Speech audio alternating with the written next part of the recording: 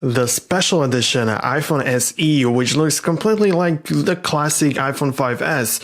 Well, should you buy it in 2020? Should you buy it in this year? Well, there are some things to keep in mind. Well, this iPhone is actually kind of weird in my opinion, if you ask me. Like, it doesn't fit into any kind of lineup. It has the internals of the iPhone 6S, but looks like the iPhone 5S, which is like 2 years older than the iPhone 6S.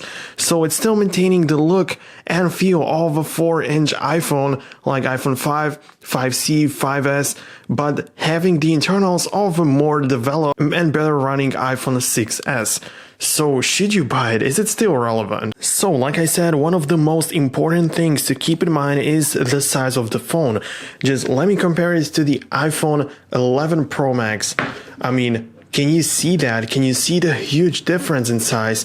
I mean, it's just huge. Of course, the iPhone 11 Pro is one of the biggest. It's actually the biggest iPhone ever, and this is the smallest one supported, but if you compare it to something like the iPhone 10, iPhone 10R, iPhone 11, it's still very small when you compare it, which on the one hand could be useful for some people. For example, if your hands are small, you can very easily reach every single corner of the screen, no matter how big your hands are, and you don't have to worry about not being able to reach any corner or not using the iPhone the way you want. You can do whatever you want just with your thumb. You don't have to use any fingers or just move the iPhone around like that. You can use it very comfortably in the hand. So even though the size is like a downside for many people, the 4-inch screen and overall small look can be considered as a downside.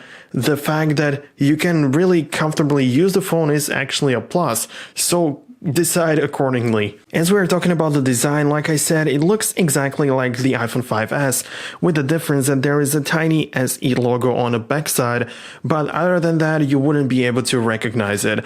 But that still means that you are able to get many cases and many accessories like covers and stuff for your iPhone, because all of these fit from the iPhone 5S and iPhone 5 as well, so there's plenty of things to choose from, and the price of this is going to be really low, so there is no really need to worry about accessories or anything like that. But this is like our overall thing with iPhones. Whatever iPhone you buy, you should have plenty of accessories to pick from anything you could ever imagine. The iPhone SE is actually very secure and has the Touch ID first generation, which does not mean that it doesn't provide you with the same degree of security. I mean, it is secure and you can use it for using or downloading apps and everything. To unlocking the phone, of course, everything works the way it should. The only difference to the second generation, which is already part of the newer iPhones like the iPhone 8 and 7, is the speed, and it can actually take a little bit time for the sensor for the home button to reach your finger when you're trying to unlock the iPhone, but that does not mean, like I said, that the iPhone isn't secure or anything like that. The iPhone is available in 4 colors, so if you are going to get this device, I mean, you will probably get a used one, since there are many places where you can buy the iPhone SE as a brand new device. It is definitely not present on the Apple's website anymore, and we are still expecting the second generation of the iPhone SE, which may be called iPhone 9, but we are not sure about the naming scheme, just like all the time with Apple. But there are 4 color options. You know, this is the space gray. We have also silver, rose gold, and gold. So rose gold used to be a big deal because this was considered to be a budget iPhone, and it is really a budget iPhone. But the rose gold color was only like a premium thing. So yeah, you could have premium color on a budget iPhone. So that was kind of exciting. But right now, rose gold color doesn't really mean anything anymore. Or am I wrong? The iPhone SE has the internals of the iPhone 6S and the RAM, of course, of 2 GB, Apple A9 chip, which means that it's going to run really well. So, of course, as you know, the iPhone 6 does not support iOS 13, but the iPhone 6S still got the latest update, which means that the iPhone SE also is supported with the latest software version of the iOS 13.3, so you can actually go ahead and install it on your device, on your iPhone SE, meaning that you get all of the latest features and all of the stuff that people on the latest iPhones get, so there is no need to regret it or think about the software support. Just like all the time with Apple, really all the devices get the latest software updates, and the iPhone SE is no exception. And as we were talking about the speed, you have to keep in mind that the size of this screen is actually very small, as you know, and that means that there are less pixels to push, which means that it requires less energy and less power for the phone to actually function, which means that the battery life should be a little bit longer when you compare it to the same battery having to push a bigger display, and also the same internals of the iPhone 6s have to power the smaller screen of the iPhone SE, which means that it doesn't have to be bad. I mean, it can actually be very speedy. The iPhone SE shouldn't let you down when it comes to the performance, and of course some really intense gaming isn't really advised or recommended on this kind of small device.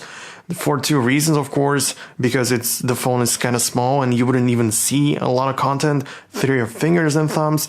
But on the other hand, it may not run the best since it is not the brand new device.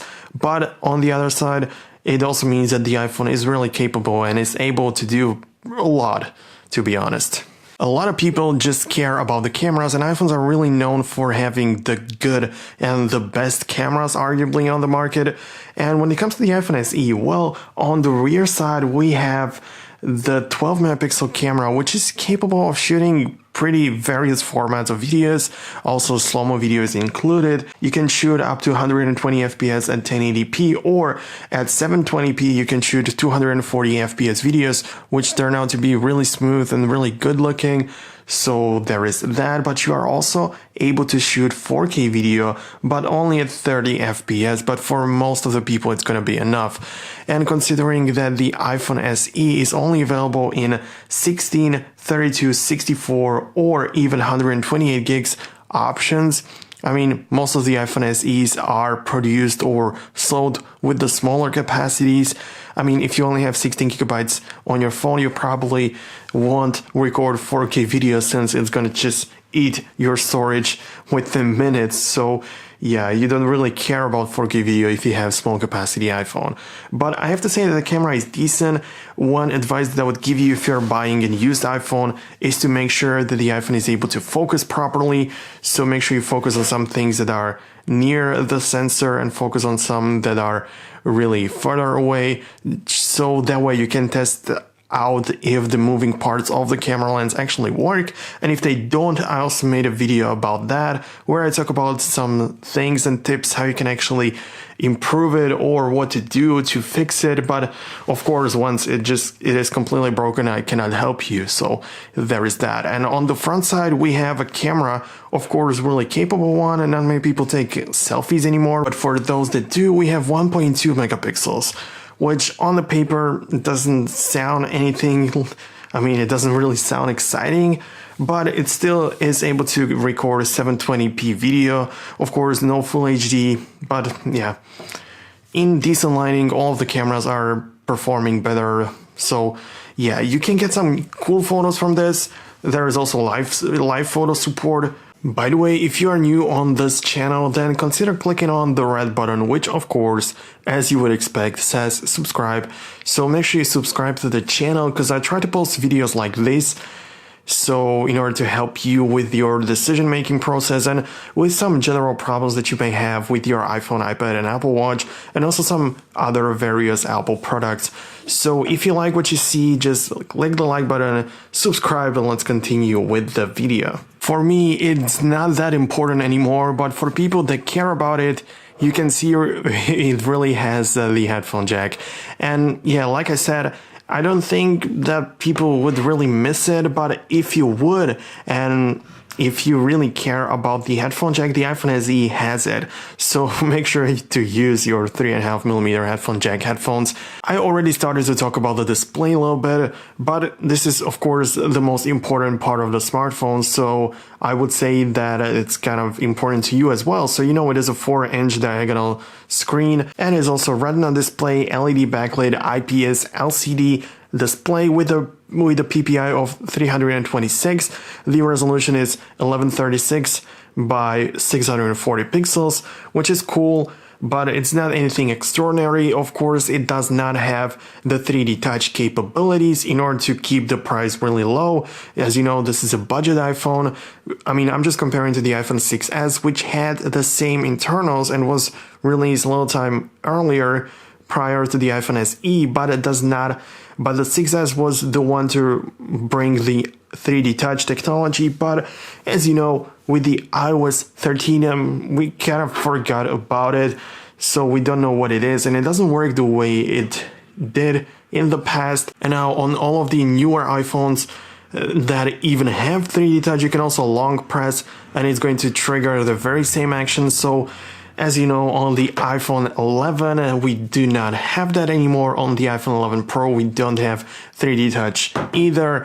The iPhone XR was the first iPhone to leave this feature out in order for Apple to test it out. But this is a little bit off topic. We're talking about the iPhone SE. So the screen is pretty okay, nothing special. You probably won't see pixels unless you really look for them on the screen and looking really close. Brightness is okay, it's pretty hard to tell that in a video, but I'm using 60% brightness at the moment roughly. But yeah, it's like I said, with the lighting turned on and everything in the studio, it's kind of hard to say if the display or how well you can see how bright it is on your screen. So yeah, but normally using it in the daylight, you can see what's going on the screen, but it's not also anything extra bright or anything like that. And here comes the real question. Should you buy it in 2020?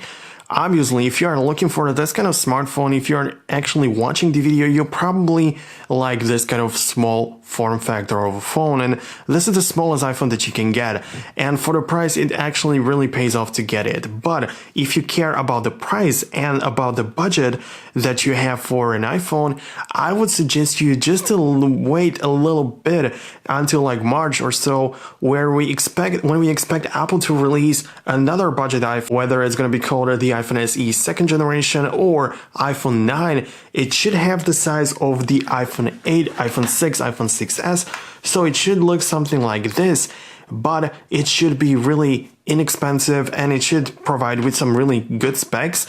So that's what we expect. I cannot tell you right now all of the things that we know are just rumors. I made a specific video about the iPhone 9 and that it may arrive, so take a look at it if you want. But yeah, if you really need a smartphone right now and you don't really care about the smaller form factor, or if you actually like it, then this is a perfect choice for you. It still works, and for some time it's still going to be supported. I believe that Apple is going to bring the iOS 14 to this device as well, which is not confirmed, and it may happen in my opinion, but we don't know for sure. Anyways, it's a great phone with a really decent battery life. It lays flat on the table, it's really usable. There's a ton of accessories to pick from, classic buttons and volume switch, everything you are used to. So it's a great phone, it's an iPhone. And if you like I said, if you like the smaller form factor and don't really care about the upcoming iPhone 9 or SE 2nd generation, go ahead and get it. You can pretty much get it for $100.